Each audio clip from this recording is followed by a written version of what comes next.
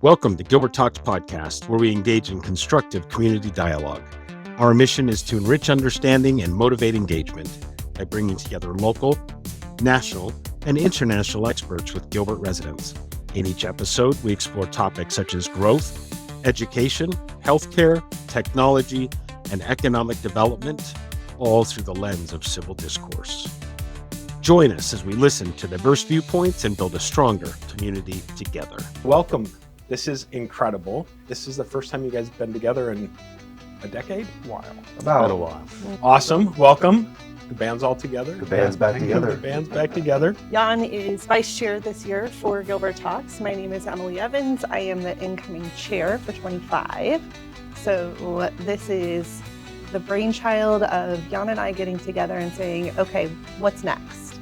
And to find out what is next, we have to figure out where we came from. And that's why you're all here today. So we appreciate you. Very good. Thank you.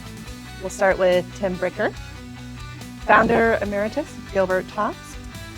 Tim serves as the president of Common Spirits Central Region, overseeing the health system's expansive operations across Arizona, Nevada, Iowa, Minnesota, Nebraska, and North Dakota. With a 30-year career in healthcare leadership, he has made a significant impact as a senior executive for both large and small hospitals, and as a regional chief executive managing multi-hospital systems in major urban areas throughout the Western United States. Say that one 5 times fast. Goodness. How do you have time for all this? Imagine his business card. Right? His tenure includes 6 impactful years as president and CEO of Chandler Regional and Mercy Gilbert Medical Centers in Arizona, where he drove transformative growth initiatives, led the development of new hospitals, forged strategic partnerships, and championed operational excellence. Tim's expertise also extends to consulting for 2 prestigious national firms, where he provided hospitals, health systems, and physician groups across the U.S. with high-level strategic planning and operational improvement. Tim holds a bachelor's degree in public and international affairs from Princeton University and a master's degree in health services administration from the University of Michigan. Tim and his wife Carol have been married for more than 30 years and are proud parents of adult twin daughters. Next, we've got Alan Fitzgerald. Alan is the founder emeritus and owner of Art Intersection here in Gilbert.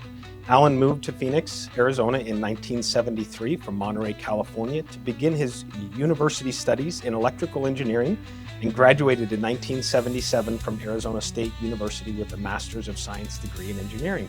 His engineering career started at Motorola, and then he consulted with technology firms in Arizona until 1985, when he founded Adtron Corporation.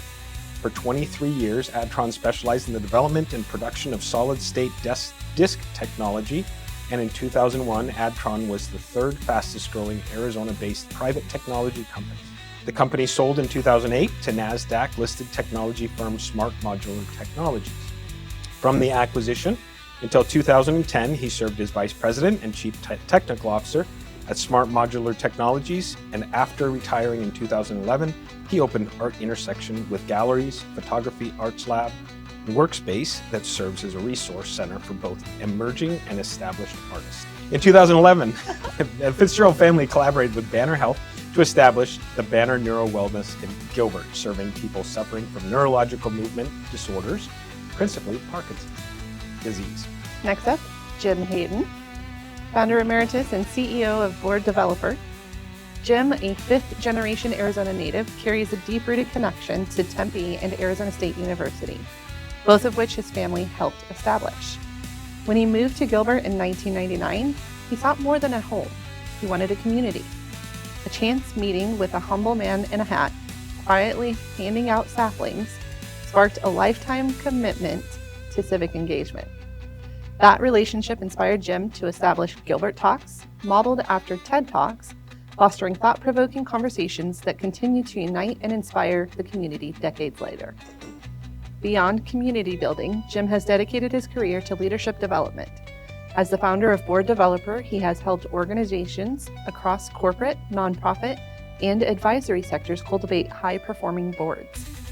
His philosophy, The Power of Touch, emphasizes authentic connections over titles, believing true impact comes from the lives we uplift.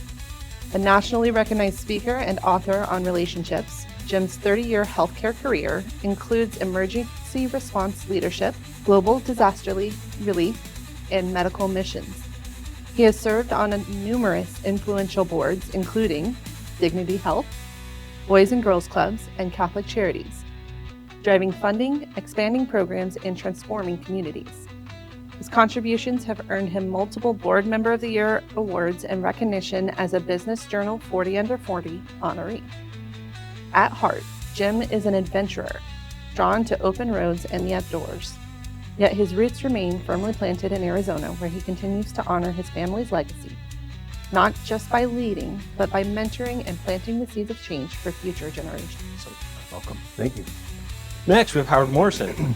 And Howard is of the Morrison Ranch community here in Gilbert. Howard works with his extended family in the development of Morrison Ranch, their family-owned farm, which is nearing completion of its transition to a 2,000-acre master planned community. Howard's past volunteer leadership positions include serving on boards of Gilbert Leadership, East Valley Leadership, Dignity Health Foundation East, Center for Arizona Policy, and Gilbert Talks. Howard has been married to Jana for over 40 years. They have 3 adult children. Howard, a native of Gilbert, is a graduate of Gilbert High School, the University of Arizona, Dallas Theological Seminary, and Phoenix Seminary. Howard loves to read, teach, and travel. Lastly, Tad Peelan, founder emeritus of Gilbert Talks and owner of Joe's Real Barbecue and Joe's Farm Grill. Tad grew up in Scottsdale, Arizona, and started his restaurant career in the 1970s at Dale Anderson's legendary Other Place restaurant. After spending many years there, Tad moved to Dallas, Texas, and enjoyed a rewarding career with American Airlines. Before retiring, he managed various departments, was involved in human resources, collective bargaining, information technology, and of course, food service. He moved back to Arizona in 1997 to partner in Joe's Real Barbecue. He teamed with his partners to open Joe's Farm Grill in Gilbert, Arizona in 2006. Committed to community service and the arts, Tad has served on the Town of Gilbert's Economic Development Advisory Board, as board president of Gilbert Cares, and on the board of the Phoenix Boys Choir.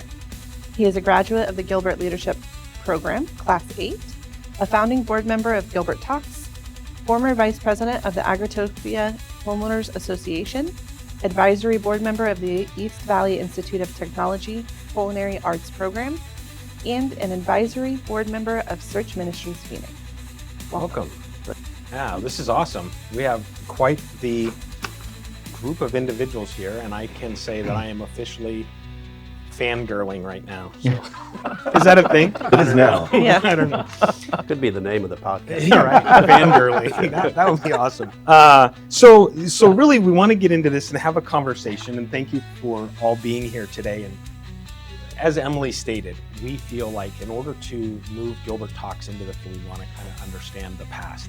We felt the best way to do that was to bring you all together and have conversation. Maybe hear some fun stories if you care to share any of those stories that could be aired to the public. And anything we want to talk about. Obviously, we've got questions kind of canned, but we'll see where the conversation goes and where the road leads us, and we'll go through that. So again, appreciate you all being here. Feel free to chime in and talk over each other if you would like, or not. Yeah. Be patient. But Tad does. Yeah, let's Do not. As chair, I reserve the right to kick somebody in the shins if needed. Okay. We're used to that. Yeah. So let's kind of start. How did you all meet? What's the origin story of your Well, friendship? let me start with that, Yeah. because I remember sitting down with Howard, and I don't know what the event was that had the two of us talking. It was a time of some divisiveness in the town between the town council, the school board, and the conversations got very emotional in these meetings. It was loggerheads. I mean, there was headbutting going on. And since Howard has been here his whole life, and I've gotten to know him through photographs from your father, and having spent some time talking to your mom also, I said, what's going on? Why is this happening now? And so the conversation ended up with, let's talk about it. And then that expanded, and Howard created some invitations, and I can't remember if it was to Tad first or to Jim first. Jim first. Right? Yeah. And so then we got together and we talked about how we can disagree and still move forward. And quite frankly, in this group, as you look around, you can find the agreeable and disagreeable personalities pretty quickly. So we weren't Thank a you group. for highlighting. We weren't a group that always agreed on things, but the core of where we started was when disagreements got out of hand in the community where we lived. And I think there's an analog when you have a problem in a relationship, and that could be with a friend, and that could be with your spouse, it doesn't really matter. How do you resolve that? Bring up the issues and you talk about it. And so the same is true in. So can we ask questions? Yeah, absolutely. You two had that initial conversation Yeah. based on some dynamics that were going on in the town. You thought to bring Jim into the discussion. And when you said, let's talk about it, you guys weren't doing anything formal. You were just sitting around having coffee and talking about how we work our way through these issues. How That's did it right? settle down in a conversation? And part of it was Howard needed to pull me off the wall because I was disappointed. Well, the water tower. Off the water. Come on down. You were often the most energized. So where I was going with that question, actually doing something formal arise with you guys. I don't think I know that. It was a long time coming.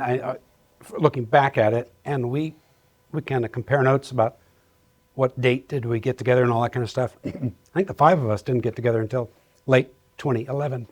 Or 2012. 2012. 2012, I believe. Yeah, when you got your job. Well, I started here in 11, so it was not too after that I can. Yeah, we probably had informal conversations for a year at least Did you? before we actually had momentum. And then we had lots of differences of opinion on if we were to do something, what might that look like? We had grandiose visions. We had more local-based decisions. And even when we started, I don't know that we had much of a strategy for what it would look like the first couple of years. It was sort of let's just do something. Let's get started. And from our three conversations, I think it became pretty clear we really did want some other more founding members. And so it was an easy decision. Tim, you got very involved with this community as soon as you hit the ground here, maybe even before. And Ted's been in the fabric for a long time as well. So it was really easy for us. But it wasn't because we were all alike. It's already been mentioned. I mean, a very, very different of opinions and backgrounds and so forth. And so it was a little, we had to practice civility with one another.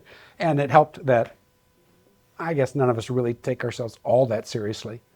Jim probably has the biggest problem with that than the rest of us. But it allowed us to explore. We explored with one another. What if we did this? What if we had this national speaker? We had, for a while, we had just really Guinness, it was Oh my gosh. all over the map. We're all over the map. Well, when you started the conversation and reading what you read about Gilbert Talks, you said the word diverse. And I grinned. And then, Alan, you brought out the word. Just when we got together, I don't think we planned on being a group that was going to be as diverse as we ended up being. And we didn't know that. We didn't know how diverse we really were. You mean the until- five of us? The five of us. We didn't know the five of us until we were driving home from Howard's cabin. Lakeside, yeah. Yeah. From Howard's cabin, we had our very first retreat, and the topic came up of faith. And all five of us have a different faith background, and none of us are LDS. So this was a very interesting conversation because it came up In Gilbert, Arizona. in Gilbert, Arizona. It came up as how I was driving as how does a Jew become a CEO of a Catholic hospital? Yeah. That was a great conversation. And I was in the back seat going, oh my. Well, and that conversation generated some pretty healthy discussion It did. and It debate did. It and did. disagreement and fisticuffs and And another had we ride. gone with our working title, we would be sitting here today talking about the Gilbert Haymakers. That's correct. That was our first name. Yeah. Because Gilbert is the capital of hay. That was our original thoughts. And That must have been your idea. I don't know if it was mine or not. I don't Howard's know. idea. We didn't like the idea because the term haymaker obviously means money. Fight. Well, and Oh, does it mean Fighting. Oh, I Yeah. didn't, Throw a haymaker. yeah. I didn't know that, actually. Oh, yeah. Oh, I thought haymakers people that made the money. Those are the In rainmakers. Gilbert, that may be Maybe it The is rainmakers. rainmakers. Yeah. The rainmakers. But you wouldn't know because it's Arizona. Well, And I we think came up with haymakers because of Chandler, Compadres, Tempe Diablos, Scottsdale Chars, Phoenix Thunderbirds. We wanted to have a group in our Akin to community that. because we didn't have one. We're approaching a couple 100,000 people in Gilbert, and we didn't have but we wanted it to be different. And our biggest piece of difference, and I'll be very frank up front, and not exclude every one of the other organizations at the time were only men organizations. Well, which think about what we just talked about and the notion of diversity, and someone said surprise at the diversity. Look at us. Yeah. Really? We don't look that diverse. We don't look that diverse. Yeah. We But talked diversity about of that. thought's important. We talked about that early on. We had conversations about what you just said. Those other groups excluded women. Well, you did And- call us 5 rich guys, white guys, Well, one time. we were, and Yeah. we are, and so I think that challenged us because we aspired to something that was diverse. Yet, in so many ways, Didn't we're feel not. it ourselves. In some ways, we certainly are, but how does that imply about who we wanted to be and how we wanted to organize ourselves? I think I can articulate It that. was a topic. Pretty early on, we wanted diversity of thought. We experienced that when we were expressing that, but we wanted to be intentional with that and not to be pejorative or critical, but it was a time when a lot of civic activities, a lot of the same people were showing up at them, whether it be the town council or it would be, the community regionals in the library, or it was museum activities, or it was other charitable activities, historical society, et cetera.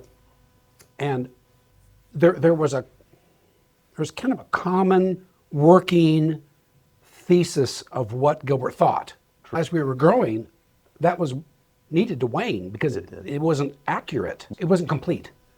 It was accurate maybe for some people, it just wasn't complete. And it wasn't So serving the needs as we were evolving. It wasn't. So I used a phrase that, again, I'm not trying to be pejorative, but I said, how do we get others other than the usual suspects? I was just going to go there because I remember that. The I was going to exact say words, a lot of conversation about not the usual suspects. Right. I remember that now that you're saying it, Howard. We talked a lot about that earlier.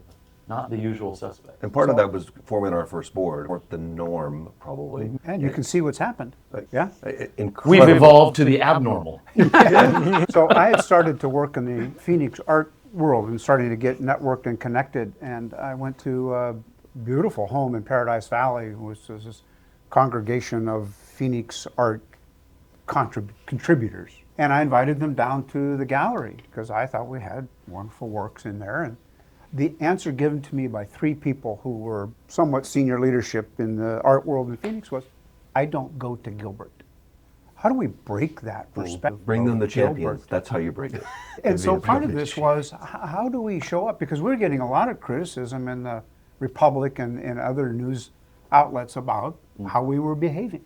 It was visible, not just internally. And I believe it was 3 years from the first meetings until we had our first talk. Yeah, we took our time. We wanted to get We it thought right. a lot, yeah. Howard, when you delved in and we really pushed the unusual suspect topic, we spent I'm going to say hundreds of hours on meeting and talking and amongst ourselves and wanted us to make sure that we did it right. And I think all of us would agree to be able to promote any of us And that was as individuals. That's Yes, absolutely true. And it was also, we were very explicit during those hundreds of hours of talks and meetings about this notion of not promoting anything. Remember? Yes. We didn't represent a position. We didn't back candidates clearly. Nor did we want to be beholden to anyone. That's right. And No. so there's a reason we came out of pocket Yeah. and That's wouldn't true. even take as much as a sponsorship That's for true. an event. Yeah, Yeah, I do remember those contributions. Yeah. Yeah. Well, yeah, it was thousands of dollars at a time to us. Did Alan ever? No. Yeah, or No. he- He still, he would. I still get He calls. would throw, let's be nice, actually, because obviously, he can't afford it now because he had to sell his car. That's right. Because he bought an airplane.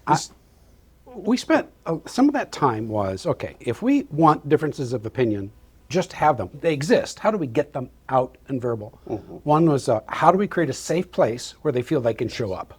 How do we actually elicit them to speak up, not just be in the room or Show be in up, the yeah. arena? And what do we need to do to get speakers that help represent maybe some of those at least, so it catches somebody's eye and said, oh, maybe they're actually talking about me that maybe I could come when that wasn't necessarily coming down to the town council or to other avenues where they wanted community input. And I don't have a good sense of how we would rate ourselves on how we actually did with that. But I do know that was our intentionality. We thought about that environment, that safe place. And then how do we, I'm not quite sure the right word, but how do we celebrate it when they do show up, or somebody does show up that doesn't usually come out to a civic event, and cheer them on for having a different opinion, having the courage to speak up? What did our term civil discourse?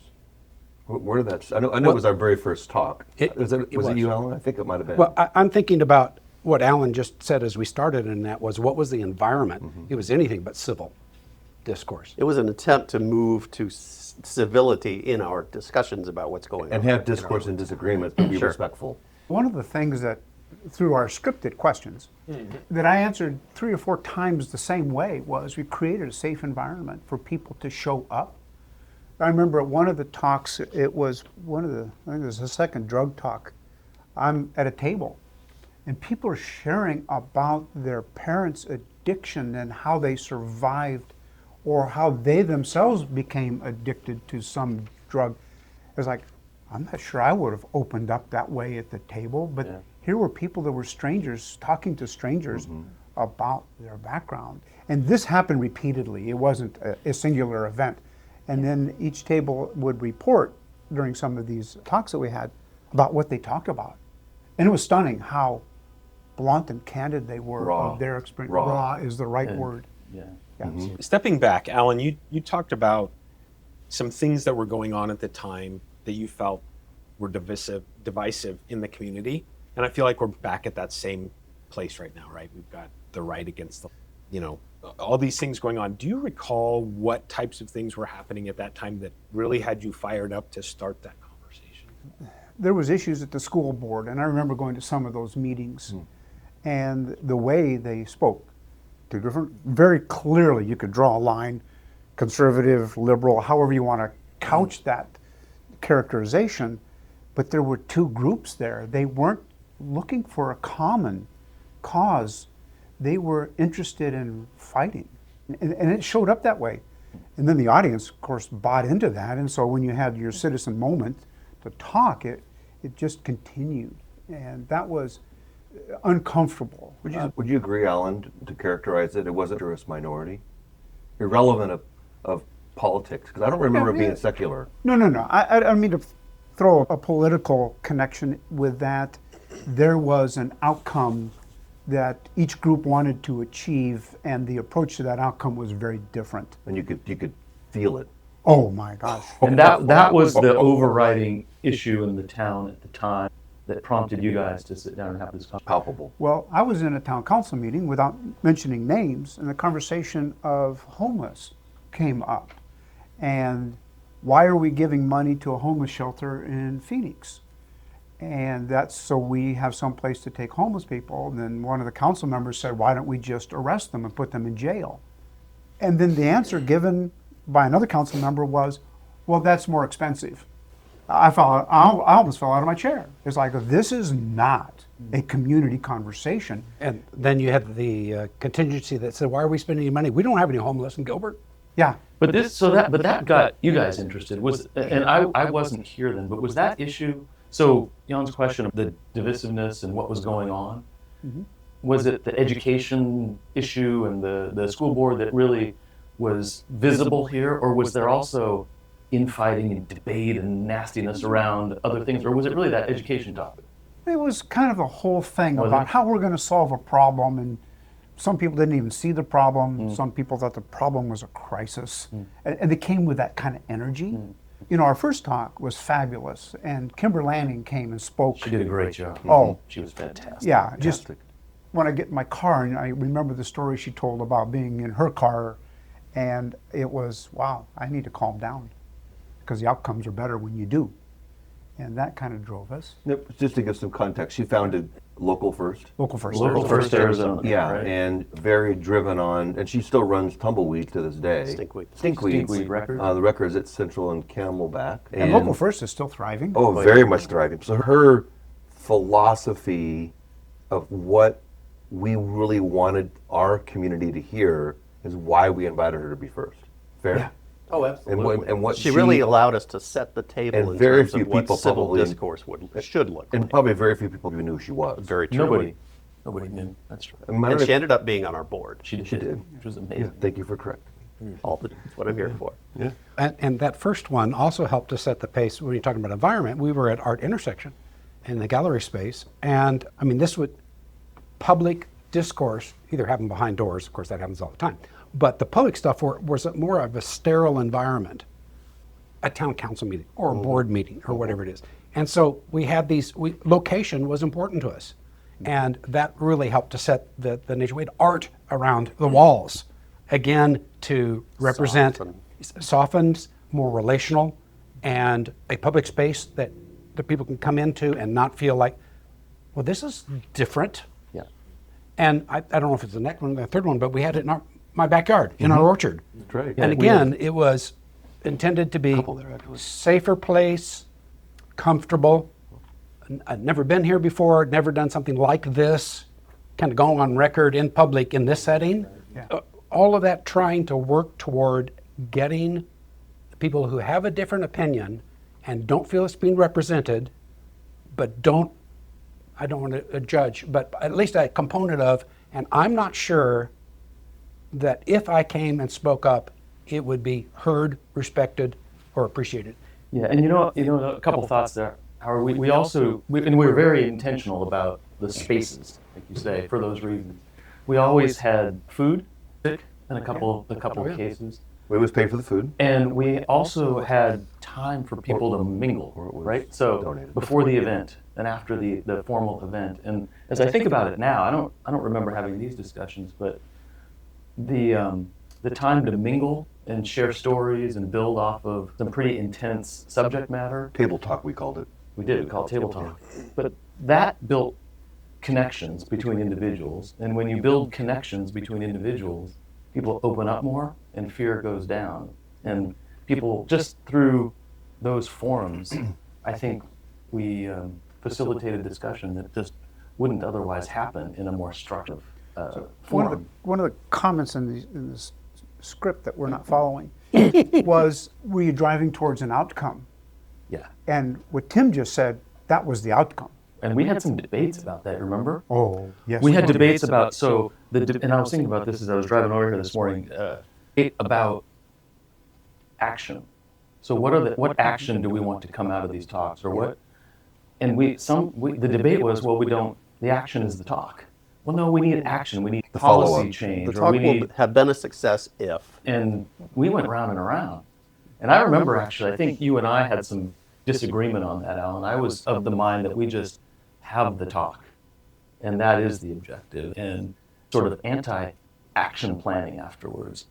And I think you are more of the mind of what next, what action comes out, what step, and that we ever really resolved. But I don't think we did. For example, I just happened to read the website this morning to remind me of the public mission and purpose of Gilbert Talks. And now I'm not saying it hasn't been wordsmithed since the beginning and all that. I don't It think it still has. has the It's term still verbatim. it's the same, policy making. Yeah.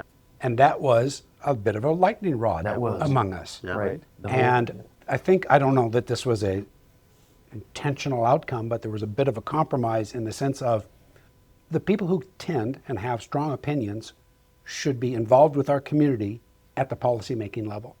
But we as a board should not write the white paper that says, No. this is what we all came to in the discussion last Tuesday night, and therefore, the town council, the school board, or and whatever. it's fascinating. We never and we purposely discussed that. In fact, a couple controversial. And you said, Tim, about, and we talked about the talk, and then what is the follow up. We can close our eyes and think for a second of the talks and what we thought them now, and what happened when we did them. The controversy that we had when we said, Gilbert, the good, the bad, the ugly. We're downtown Gilbert. Oh, yeah. Then the very next day, or I think it was that day, I got a phone call from the city manager. Yeah. You're not doing that. Yeah, you need to change Or that. Gilbert has a drug problem. Let's talk about it. Yeah. And those were. It does. Did we end up calling it Did we change the name? No, The good, the bad, we the did ugly? not. We used because it. we We were did. beholden We to were, no we one. were, And we we were said no. pressured. That's too strong. Well, no, we were. weren't. We Oh, no, were. we were. We We were. When you're pressured. paying your own bills, you have the luxury of making those. That's right.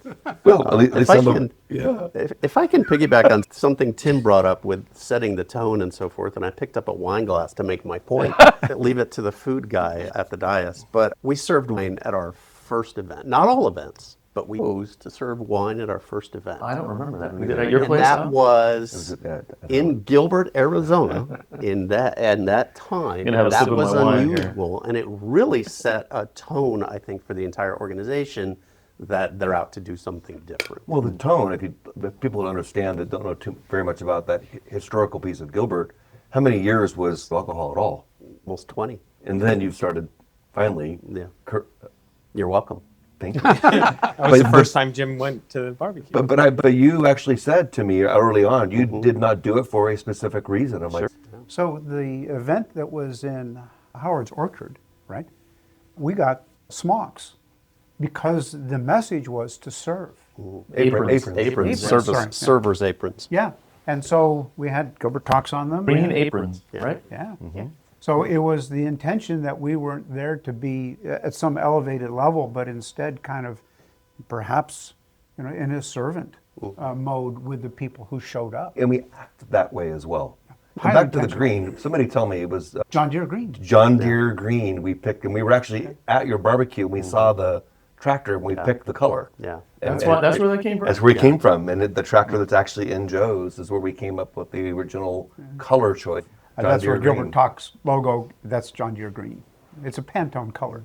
But Go ahead. to Tim's point about the importance of even walking around before the event and getting to know people and engaging in conversation, so many events, particularly corporate events, but so many events you go to, the table, the breakout table, just for years, it was like, oh, the breakout table. Forced conversation. Oh, they know I talk a lot, so I'll certainly be the table speaker. I'll be called upon, and I'll have to go up and write on a whiteboard. And then report out. And you must report out. And somebody has to be the note taker. That all had a negative connotation for me. But what really blew my mind about this organization was, I think it was talk 3 actually, it ended up being with the drug problem, and how those table talks, people could not wait to say what was on their mind. People had learned something that moved them. People had learned something. I learned what a Skittles party was. Holy I cow. was devastated. I didn't. I was. Skittle party is? I would say that was my first talk that I actually Oh went my to. God. Oh, was it? And Were to you there this as well? day, I talk Emily, to were you people. And there? have Chief Dorn Yeah. talk about that is, are you nuts? Well, what is a Skittle party, Alan? Oh, young people go to their parents' medicine cabinet, Yeah. grab some stuff. They get to the party, they put it in a bowl. You take a handful. Take a and handful pop and it wash in. it down All with the some different alcohol. And the lady's Just name escapes me right now, but she said Libby. today, Libby. Yeah. Yeah, Libby. Yeah, She Libby. had a She's a teenager nurse. die in her arms. Yeah. Jeff Flancer's conversation about the death of Max. There was not a dry eye in the Yeah. place. But you want those. to pull a cork out of a bottle Yeah. and forget everything but this moment? Yeah. And the young man whose name's out of my mind pimples. again from the drug rehabilitation. Well, he ended up being on our board. Oh my Yeah. gosh, that guy. Stunning. Unbelievable. Yeah. Chase. Is that, am Yeah, I that right? was his Yeah. name. Yeah, From the residential facility down in Exactly. the south part of Exactly. So those Oh, types just- of table talks where you cannot wait to get together and share talk about the ideas you just heard, that was exciting. Did we go out to that place together? I went out there. I know. I went out there. I think we were going to use it as the As a venue, venue, and it yeah, just didn't right. work out. We ended up at Mercy. at Mercy Gilbert, but we did go out there and we walked the place. We did. That's right. Howard, like throwing a pebble in a water and the ripple effect. There's still a ripple. We're still having impact. We mentioned Jeff Flynn, and we get goose pimples to this day. Yeah. But Howard, earlier you said when we talked about forming Gilbert Talks, we used the term the unusual suspects. I'm thinking now every single talk, there was somebody there I did not know. Every single talk, there was people who came that were brand new. And I think when we talk about if we were successful, that could be a measurement that we truly did encourage people to come that would not be the normal suspects. They were all free, right? Yeah. They were all free, which We tried to get the topics, we tried to strike while the iron is hot, when something would come up, so that there wasn't a long distance between an event, a community-oriented concern and an opportunity to talk about it. So we changed some talks kind of almost at the last minute or 3 months out, that kind of thing, in order to try to be current. Jan, you struck a bell with me, I guess 10 minutes ago. You tried to get us to come on into the future here a little bit, and that is, was the environment in which we started similar to what maybe we've experienced the last 5 years? And I would say yes, although my concern about the last 5 years is even greater than it was when we, particularly with the level of uncivil discourse that has happened publicly, that newspapers love to run with it because it sells newspapers, and not too many newspapers anymore, but that's still, it's enticing to people and they want to hear more about it. And now it's all on social media and where it runs. And social media creates an environment of at least a sense of anonymity, even if it isn't, that it's safer to lob a grenade under a table to talk about some subject matter or to respond to somebody. That's greatly concerning to me, and the need has not changed. Just as an example, this sounds like it should go on again today, but one of our topics was, what is tech doing to our teens? Well, That's right. it's worse now. That would be the evolution of the talk. We talked about how people were psychologically, teenagers, damaged, but I think today we would talk about suicide. Mental health. Yeah, that was a powerful talk. Absolutely. Kudos to you all for not only taking the vision and running with it, but doing things that we didn't even imagine in terms of a podcast. I mean, what a way to reach an entirely new, broader audience. Hats off. We're thrilled that you're taking these steps. It's fantastic. absolutely. And we're still getting paid a quarter we get for every royalties, follower, right? Yeah, so so royalty. when this goes viral. But can I just comment on that? Yeah, go for it. Because thinking about where we are today, and I was thinking about when we started and what was going on in the world, and you guys have helped me remember what was going on. Fast forward now, 13 years, it's a very, very different world. And I Very think different town. it's a different town, and I if we were starting over right now, it seems to me that the reset phrase like civil discourse is gone. I just think that the mode of interacting in our society is so different, and it has become The normal. and acceptable to fight and be bombastic and to throw grenades and think it would work. Not that the concepts aren't compelling, but I think if we were to start over right now, I bet our approaches would be different, I think. I'm not sure. It'd be fascinating to think through that, but I just think the readiness to embrace what we set out to do is it's One of the things almost though, gone. about the talks that we did, none of them were directly pointed at the commotion that was going on. Yeah. I thought it was sometimes. Yeah. But it wasn't. But like the drugs, Yeah. the teen tech, those conversations happened because there was an issue, but what it did was to elevate our ability to maybe network or talk or get together. Yeah. And I think if we can have conversations about difficult subjects, but not attack directly, and we never did. We never did, and maybe I'll do it on one hand, on the other. And on one hand is society may just have changed our norms, and what we set out to do was anachronistic, and it's now gone.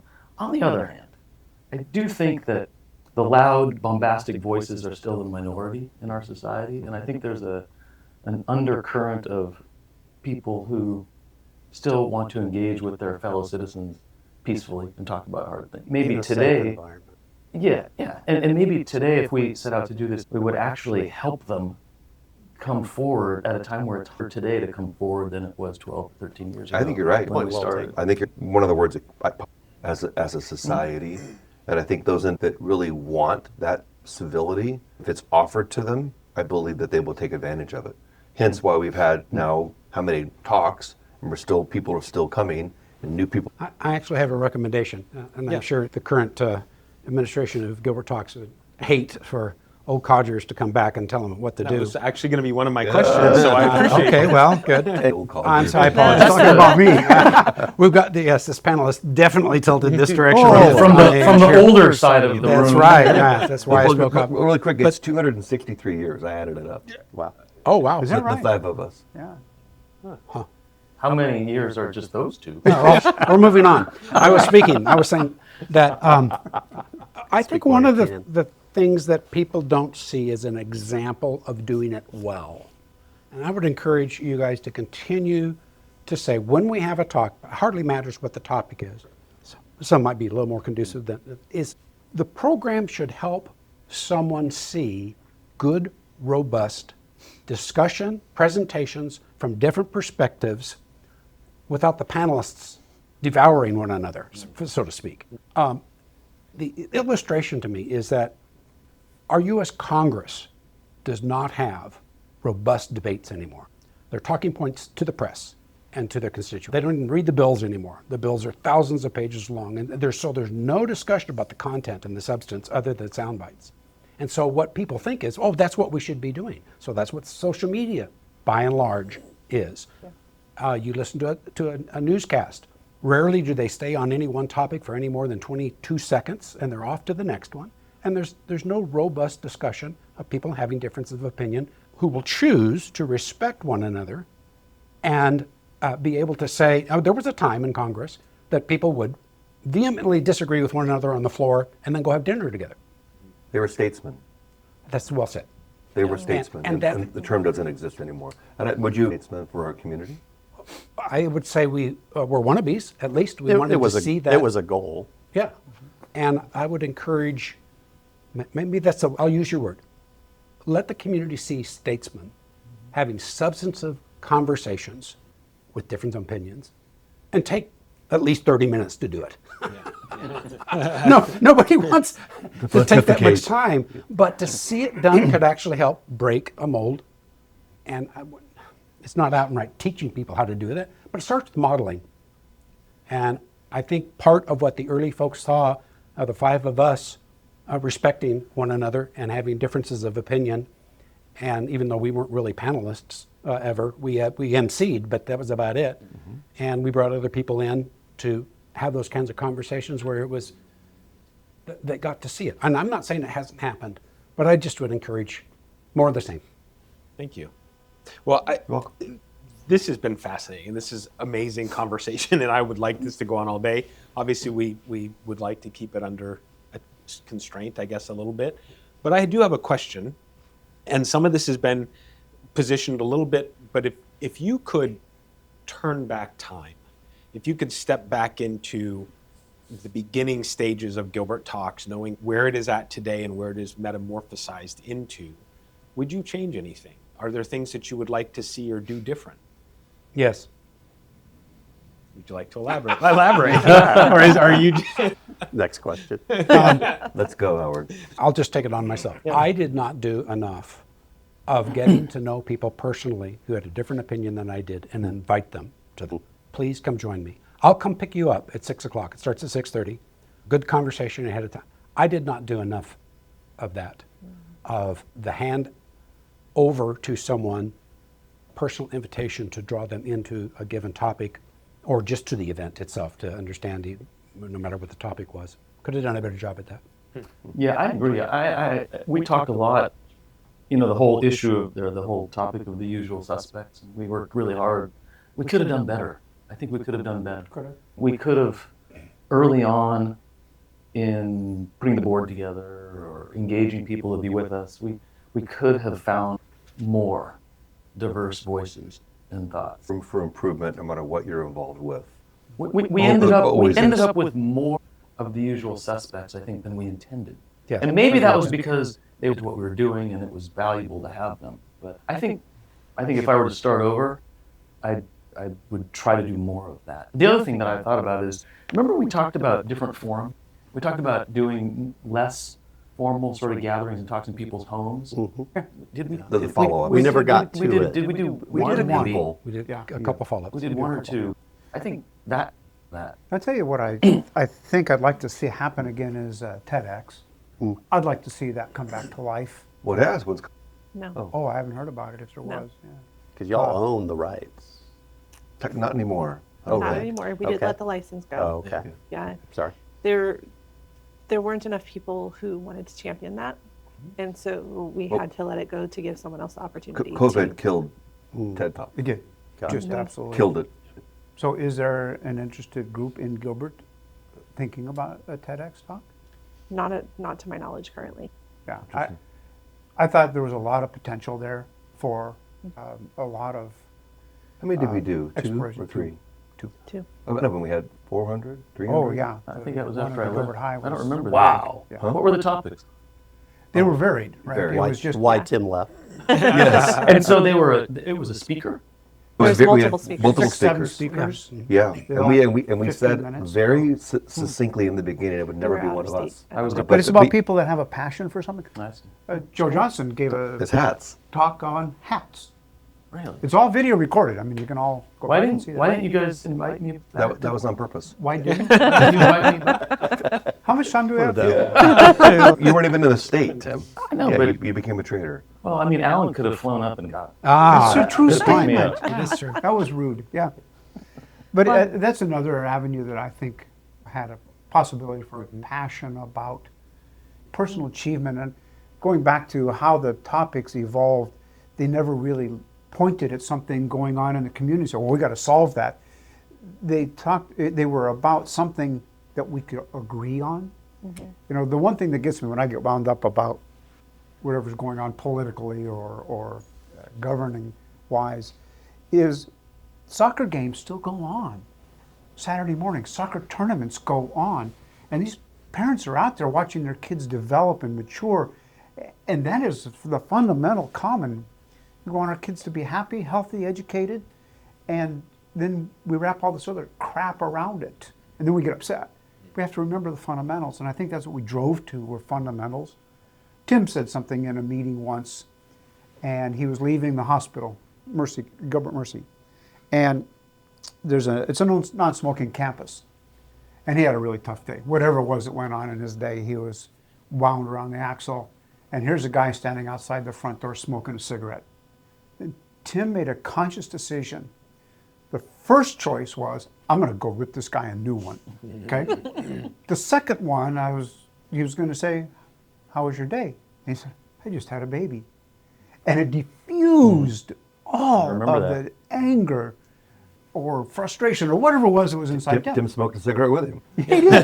But the point was, there's something that diffused that. Health had that fantastic video. Oh, that was incredible. If you ever can license, it's on my computer because I show it every once in a while. If you can get through that without tears in your eyes, I can't. But it was about not knowing what's going on in everybody's life, but you look at them and you make a judgment. Everybody Yeah. Tad brought in a book about place Clinic.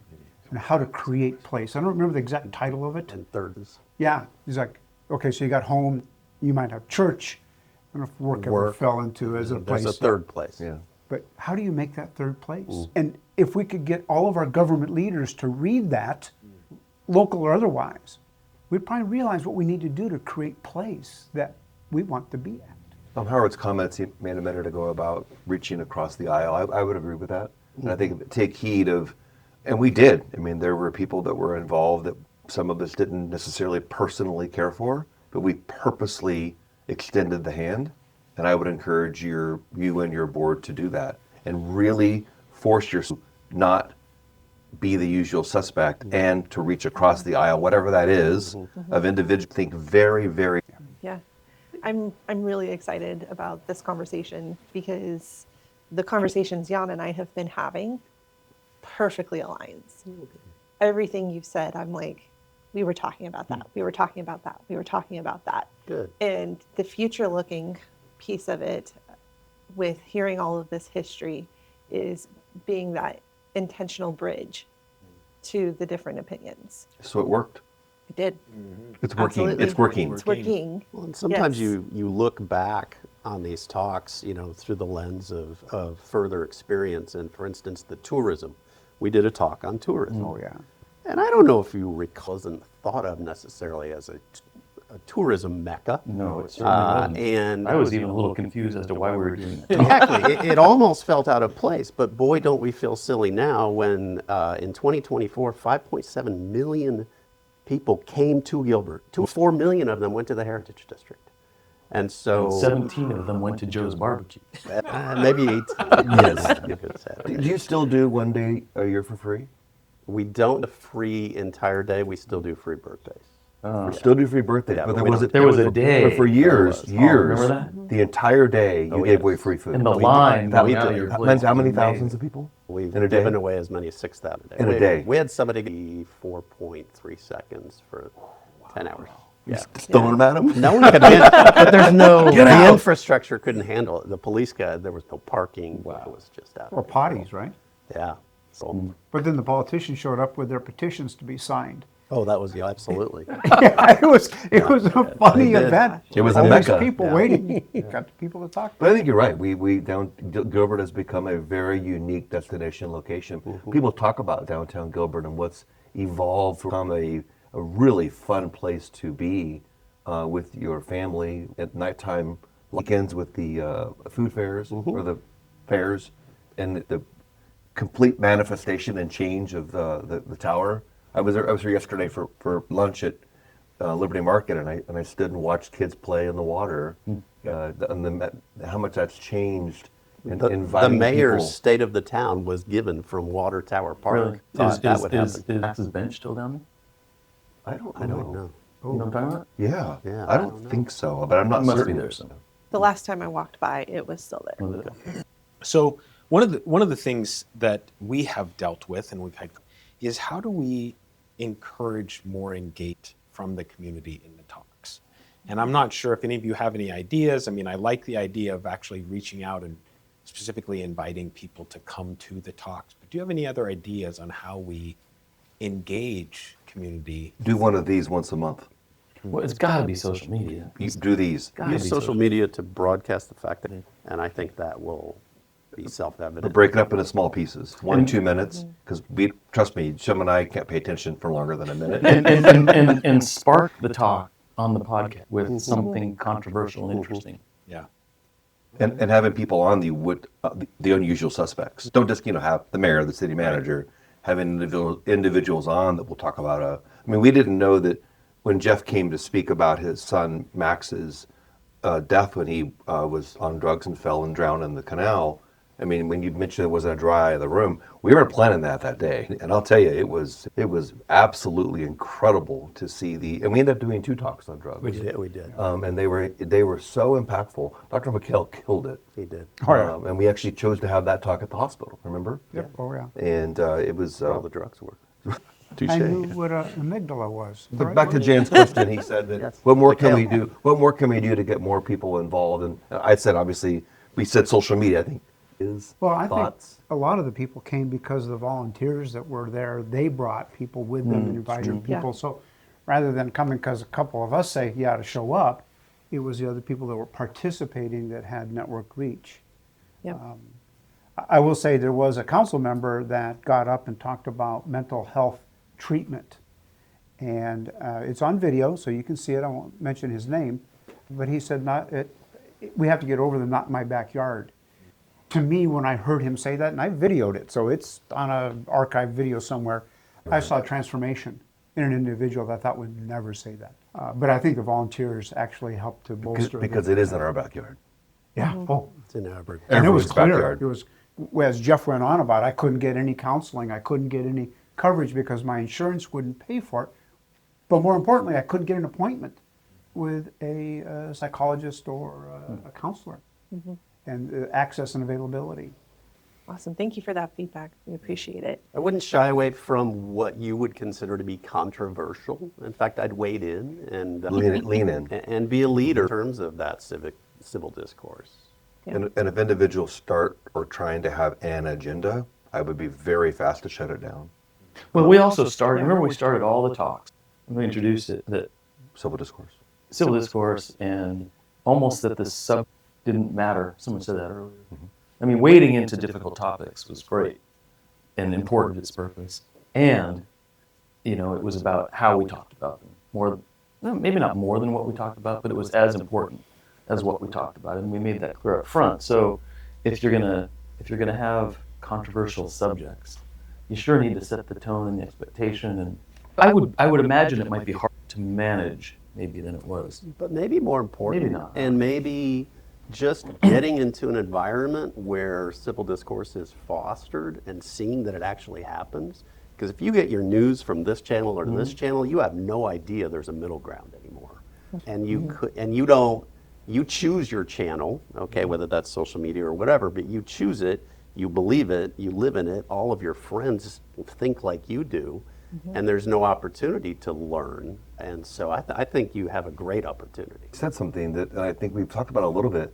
Title really, at the grand scheme of things, wasn't the most important thing. It was fostering dialogue and provoking people to talk about this topic. That became that rich piece in That's the middle. exactly it. So you The could title, learn- the title was, it was, it was a catch. And we always wanted to have the ...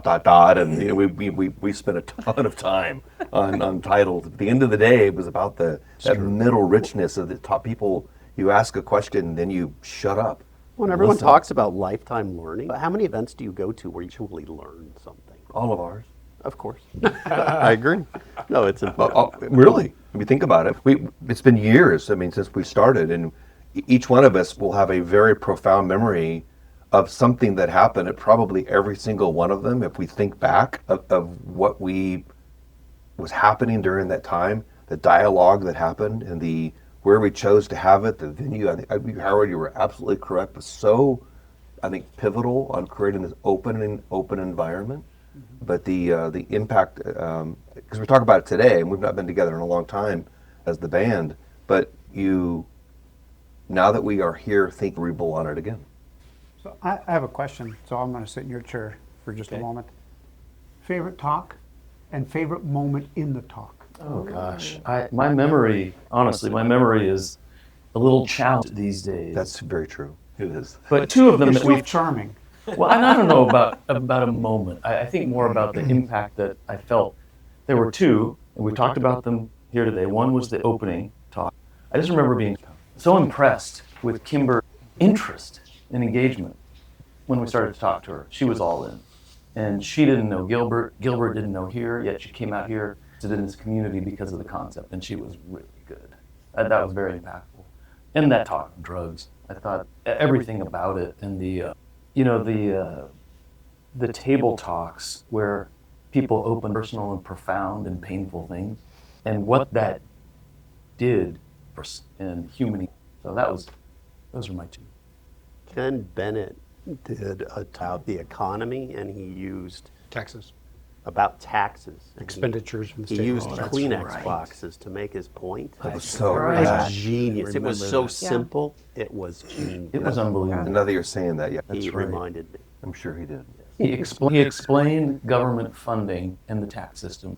We had, I don't remember the exact nature of the topic, but we had some people talking about education, and it included, you were reminding me, James Bean, and also Helen Hollins, who's been in Gilbert and had been in Mesa on staff. And James is now a So there were some very substantive information on education, that one.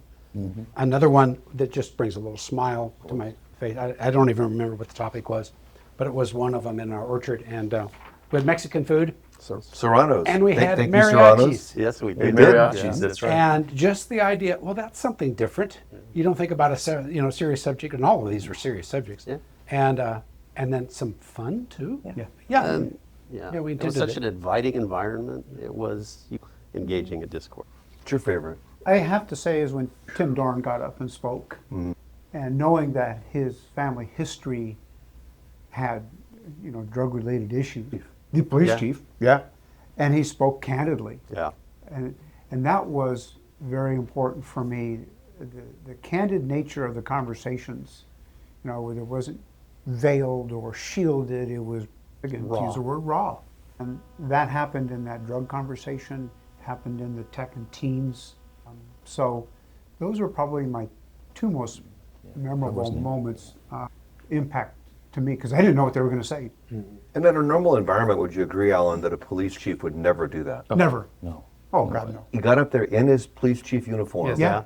and was raw Absolutely. and opened his kimono. Yeah. Who And knew that Chief Dorn had a kimono? It's my story. But then me talking about the teenager dying in her arms the day before or the morning of this talk. Like, okay, this is real. I mean, it's not a story on social media. Yeah. It's the person right here that I know, and this happened. Yeah. And it was the result of a Skittles party. Yeah, And it was yeah. it was a lot to take in. My most memorable thing would be almost all of them. I actually remember toward the end, we would always linger. We would hang around, but every single and saying, and they meant it. They really genuinely were glad they came, and then came back. Well, you know what, Jim, on that note, we talked about this. Remember, so you think about the normal corporate event or community event or whatever. The event ends and people are Beeline. Our events, they stayed. Remember, people stayed around. It's time to go. We're leaving. Time to But we actually moved in Howard's house, remember? People stuck around I and started talked. wandering around telling people they needed to go home so I could go to sleep. Every time. It wasn't quite that bad. Come on. The genuine... It was 7 o'clock. He had to go to sleep. Well, this has been fascinating. I would like to just throw it out for any last thoughts or comments before we wrap up today from any. Don't give up. Don't though. Just say this isn't working. We worked very hard, and we tried to do things over and over to have an impact, and it was hard. And it's not easy. And and recruiting individuals that really want to roll up their sleeves. I think, quite frankly, we got lucky because all 5 of us rolled up our sleeves. All of us did, and all of us were engaged, and we were in it. And none of us had an opinion. None of us had a personal agenda. None. Absolutely not. And except Alan. And I'm kidding. But I would say that forge forward. And when you asked the question, Jan, earlier about what would you change, and I said no, I wouldn't change anything. I'm a big believer if you're out of a car and throwing it out the window. Look for the future. Look straight ahead. If we worry about what's in the rearview mirror and keep looking at it and keep worrying about it, you're going to run into what's in front of you. You're going to run into Let's explain something. The story of Jim driving one of his very fast cars downtown. He's at a stoplight, and he just hammers it when the light turns green. And within 4 seconds, there's a cop behind him. And the cop says to him, "You didn't see that I was right behind you at that light? It's because you threw your rearview mirror out the window. You never told us that part." That is a fair statement. Yes, and actually, he said, "You didn't know." No, I didn't know you were right behind me. The speed limit was 25, and I was going 50, like in a second. Yeah. And I went to the wrong Starbucks. Yeah. And he goes, He got you. He did get me. And I remember that story. What I would say is, I'm still compelled by the premise and the mission and why we set out to do this. I just feel like the strategies have to be very different today, and we have to evolve in how we do what we set out to do. I think it's still compelling. I think what I would advise, figure out what to do in today's society and in order to drive this mission forward. The strategy may change. I think the foundation of talking is still highly relevant. The old adage about 2 partners always agree, one of them is not needed. If I just expand that to these 5 people sitting in front of you, we were all needed because we rarely agreed. And then they told me to shut up. That's not true. Yeah, I think we did learn about our own civil discourse. Yeah. Alan and I have been dear, dear friends for upwards of 20 years, and we'd go at it. You and I would go at it. And it became very dysfunctional to people that were around us. And we didn't realize it. We had a gentleman join our board and quit after one board meeting. Oh, shit. Did we really? Oh, absolutely. Yes. He was very upset. And I felt terrible because he was right.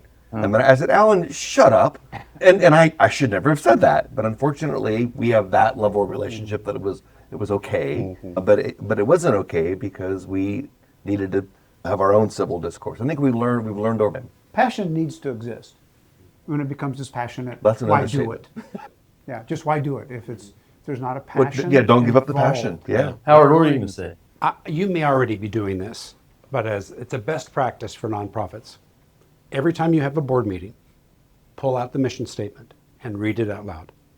When things start going long and weary and you wonder if it's worth it, you need to have people on your board who have a passion for that mission, and they need to be reminded of that.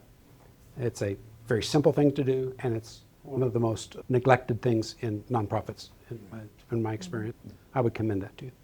Staying true to your mission. I greatly appreciate the fact that you all care enough about legacy and history to include us even on your inaugural podcast. I think that's fantastic. And I appreciate your executive director, Nathaniel, and I meet, and he wants to move on some things, and I think that's great. And if that continued, that would be awesome. But my counsel would be, make it your own if you're doing a podcast. And if you all need to charge to events so that people do your own thing, and make it your own and put it, I'm sure. So currently still funded by board members. It's a cool model if it works. You hear that question though? Yeah. We don't know. Yeah. And that's okay. Yeah. How many people start nonprofit There's an executive organizations? director. Yeah. How many people And it's start funded by. That's amazing. nonprofit organizations because it's something they're passionate about and they can never give up? We all moved on. Every single one of us, one at a time.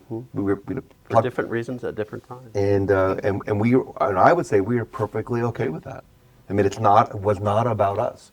Founding a Was not. nonprofit, upwards of 15 years ago, or however exactly how long it's been, but they have it evolved to have it be not about the people that are the founders, but lay that foundation, but allow the new leadership. If Tim asking a question, we don't need to know because we entrusted that into the leadership that you guys are today, and what the leaders will be tomorrow. So thank you. Thank you for continuing the legacy. Appreciate it. I will share as we wrap up some of the things on the horizon. So at our board meeting last November, there was serious discussion of, do we continue this? Very serious discussion. Well, we should beat those people up. Give us names. Alan, let's go. Yeah. Well, in the conversation evolved to, you've all heard the starfish story, where you find a grandfather and grandson are walking down the beach, they find a starfish, and grandfather would throw it back in the water. And they would find more and more and more, and the grandfather would keep throwing it back, and the grandson said, why do you keep doing that? You're not making an impact. There's so many starfish here. And the grandfather replied with, it mattered to that one. And that was my conversation to the board of, how do we know we're making impact? If we impact one person in our community, it's worth doing. Because you have no idea who that one person will be to continue to make a ripple in the pond, to mix metaphors. So that is something that came up. Some of the other things on the horizon, we've developed the civil discourse course so that businesses can invite us in and be able to have that kind of experience and training was inside Ben's their organization. Baby, right? It Yes. still is Ben's baby. Still Ben's baby.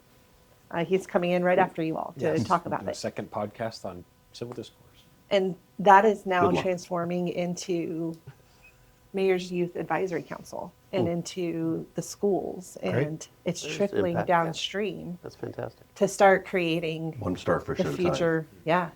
I think that's a great idea. I mean, when you talk about what you might do differently, getting this in the schools. Well, and my personal hope is that we're able to start bringing some of those people in to be board members Yeah.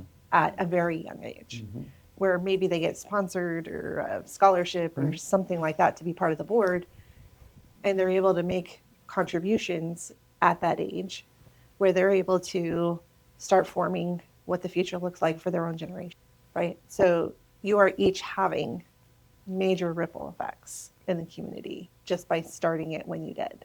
So thank you. Yeah, you're welcome. Thank you all very much. This has been incredibly fascinating to talk to all of you. And I greatly appreciate in your busy schedules to come this morning and spend it with us. That was a feat. I think did all five of us at one Yes. spot. Yeah, Oh, I'll yeah. tell you, Yeah. I was doing some fist pumps when that happened. So, There's at least 2 or 3 of us that don't have Arizona driver licenses anymore. So yeah. Well, thank you very much. Gilbert talks, so should you. I like it. There it is, right there. You've been working on that all day. Alan Fitzgerald, Gilbert Talks. I'm Howard Morrison. This has been Gilbert Talks. Bad deal. Gilbert talks. I'm Jim Hayden, and this is Gilbert Talks. I'm Tim Bricker, Gilbert Talks.